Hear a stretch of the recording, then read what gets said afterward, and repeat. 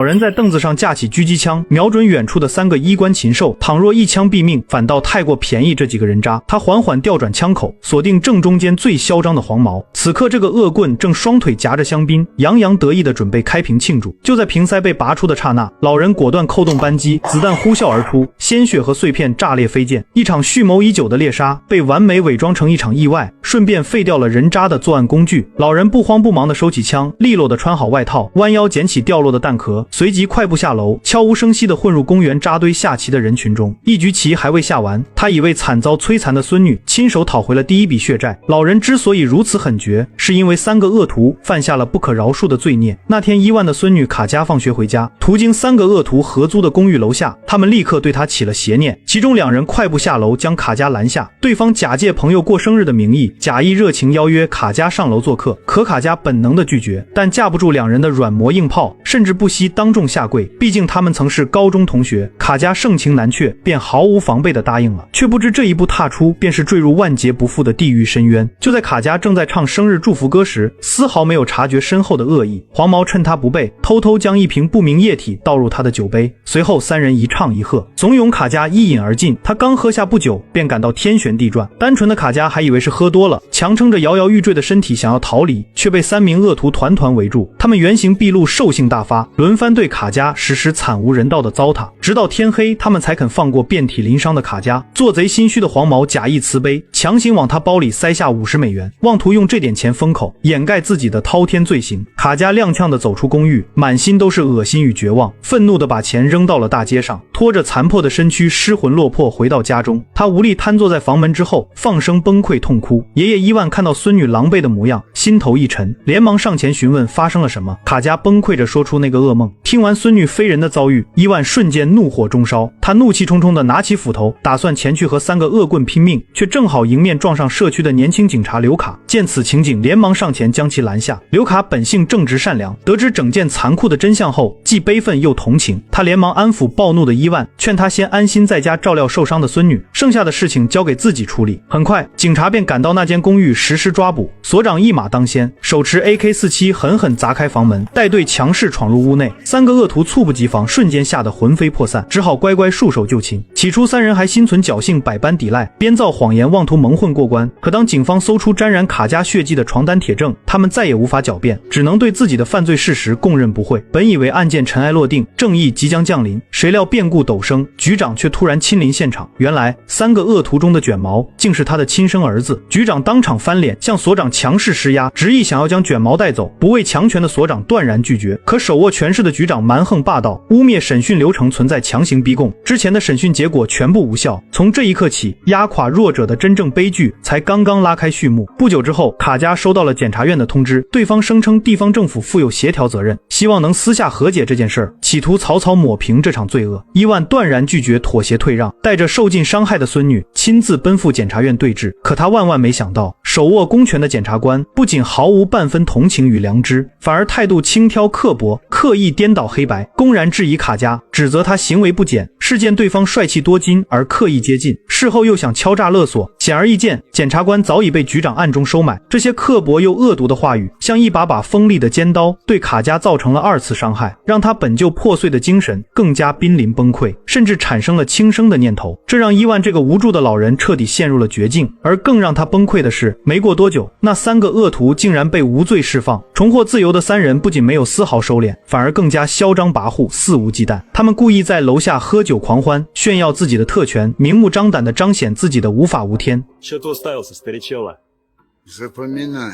不甘心的伊万抱着最后一丝期望，穿上了珍藏多年的2战军装，胸前用命换来的荣誉勋章，是他年少征战为国拼杀的见证。伊万只想用一生的荣光换来一次公正的裁决，可现实远比想象中更加冰冷残酷。检察长只是敷衍地翻了翻卷宗，甚至没有抬眼瞧过那些勋章，就冷漠地合上卷宗，以证据不足无法定罪为由，直接驳回了案件。不仅如此，他还反过来语气轻蔑训斥伊万，勒令他管束好自己的孙女，不要无端滋事，给政府增添麻烦，彻底撕碎了伊万医生的信仰与尊严。走出法院，阳光格外刺眼，却照不进他心底的阴霾。既然法律不能给他正义，那他就自己亲手执行正义。伊万转身来到银行，他一生清贫，没有多少积蓄，唯一值钱的就是乡下的老房子。他毫不犹豫地用老宅抵押，换来了5000美元，这就是他复仇的启动资金。可他刚回到家中，卡加就告诉他，局长曾来过，留下了一笔钱，说是补偿。这句话瞬间点燃了伊万的怒火，这笔钱对他而言是赤裸裸的羞辱，是对卡加遭遇的亵渎。他怒气冲冲地拿着钱赶到局长家中，将钱狠狠砸在局长脸上，嘶吼着斥责对方的无耻。晚饭时，卡加无意间提起姨妈出去旅游，临行前将自己公寓的钥匙留给了他，拜托他帮忙照看家里的鹦鹉。伊万听后眼前一亮，一个念头瞬间闪过脑海，他立刻拿起钥匙赶往姨妈的公寓，惊喜地发现这套公寓位于14栋顶楼，正对着3个恶徒租住的2楼阳台，简直是绝佳的天然狙击点。伊万心中狂喜，暗叹天助我也。第二天，伊万背着铁锹，谎称要去下地干活，实则悄悄前往莫斯科的地下武器黑市。他找到了一位乌克兰枪械卖家，对方谨慎询问他要杀谁。伊万红着眼眶说出了孙女的遭遇，卖家看他不像是在说谎，才同意将枪卖给他。伊万被带上车，全程双眼被蒙，最终被带到一处偏僻的防空洞。按照他的要求，卖家拿出了一把崭新的 SVD 德拉贡诺夫狙击步枪，这是苏联制式军用狙击利器，再配上消音器，便可悄无声息杀人无形。当年伊万正是手握同款枪械，驰骋战场，保家卫国。他当场试射，刻入骨髓的战场肌肉记忆从未褪去，枪枪锁死，靶心百发百中，连黑市卖家都为之震惊。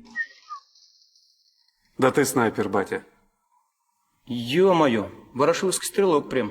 伊万趁着夜色的掩护，将狙击枪悄悄转移至姨妈的顶楼公寓藏匿。第二天，他一如往常去往公园下棋，故意在众人面前留下身影。当看到3个恶徒回到公寓楼下，伊万趁着人群闲聊不备，悄然抽身离去，快步奔赴狙击点位。他没有选择一击毙命，而是要让这些恶魔生不如死。他将枪口稳稳锁定气焰最盛的黄毛，伊万缓缓扣动扳机，香槟酒瓶瞬间炸裂破碎。另外2个恶徒被吓得魂飞魄散，黄毛则发出了杀猪般的惨叫，他的作案工具被彻底击碎。伊万迅速收起枪支，仔细清理现场，抹去所有痕迹，然后若无其事地回到棋局旁。此时方才那盘棋局甚至尚未走完。不久之后，刺耳的救护车警笛划破街区，重伤哀嚎的黄毛被紧急抬上担架，奄奄一息。警察赶到现场勘查后，初步判定为香槟酒瓶意外爆炸事故。唯有做贼心虚的局长心生疑虑，他在沙发上发现了一个细微的弹孔，瞬间恍然大悟，这不是意外，而是精准的枪击。可他目前没有任何确切的证据，只能将怀疑压在心底。几天后，3个恶徒中的鲍里斯买了一辆崭新的豪华轿车，停在公寓楼下，得意洋洋地四处炫耀。他自以为有钱有势，无人敢惹，却殊不知死神早已悄然降临。伊万再次潜入姨妈的公寓，架起狙击步枪，精准锁定了汽车的油箱盖，没有丝毫犹豫，他扣动扳机，汽车瞬间发生爆炸。鲍里斯吓得魂飞魄散，连滚带爬地逃出汽车，虽然保住了小命，下半身几乎被烧毁，终身瘫痪，再也无法行走。伊万趁着现场的混乱，悄悄混入人群，冷漠地看着眼前的一切，没有丝毫动容。而这一切恰好被警员刘卡尽收眼底。接连2名施暴者离奇惨遭重创，所有矛头都默默指向伊万。经过警方对车辆残骸的鉴定，证实这起事故并非意外，而是子弹引爆油箱所致。局长瞬间恐慌，立刻预判自己的儿子必将成为下一个猎杀目标，恐惧彻底吞噬卷毛的理智。他终日闭门不出，拉紧所有窗帘，蜷缩在墙角瑟瑟发抖，活在无尽的惶恐之中。心存疑虑的刘卡登门拜访，伊万恰好不在家中。无意间，他瞥见电表下方悬挂的钥匙，卡加如实告知那是姨妈公寓的钥匙。敏锐的刘卡瞬间察觉异常，临走之时悄悄将钥匙私自收起，为护住独子。局长彻底锁定伊万为头号嫌疑人，唯有他拥有充足的复仇动机。局长决定主动出击，带队直奔伊万家中强行搜查，妄图找出枪械罪证，将老人定罪抓捕。可把伊万的家翻了个底朝天，却一无所获。就在局长一筹莫展之际，出去旅游的姨妈突然回来取钥匙，恰好撞破僵局。敏锐的局长立刻心生警觉，带队紧随姨妈直奔顶楼公寓。局长来到公寓的窗前查看，绝佳的射击角度一目了然，他断定狙击枪一定藏在柜子里。伊万坐在一旁，心脏狂跳，满头大汗。他知道今天恐怕是难逃一劫了。可当警员清空衣柜衣物，里面空空如也，只剩一支纸筒，没有任何枪支的痕迹。虽然没有找到证据，无法逮捕伊万，但局长笃定这一切肯定是伊万所为。他恼羞成怒，恶狠狠地威胁： И вот что я тебе скажу, народный мститель.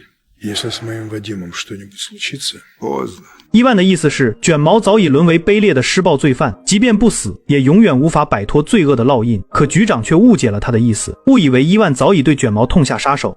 Что ты сказал? Что ты сказал? 立刻疯了一样冲回家，可是家门紧闭，任凭如何嘶吼拍打，始终无人回应。绝望之下，局长掏出手枪，准备强行射开锁芯。就在扳机扣动的刹那，屋内骤然射出一发子弹，精准贯穿他的腹部。一手遮天的警察局局长倒在血泊之中。屋内被恐惧逼至疯癫的卷毛蜷缩在冰箱后方，手持猎枪彻底崩溃。一切皆是因果轮回，自食恶果，得不偿失。Скорая. Огнестрельное ранение. Поле свободы 12, квартира 4. Да, и психиатра захватите. Тут еще один.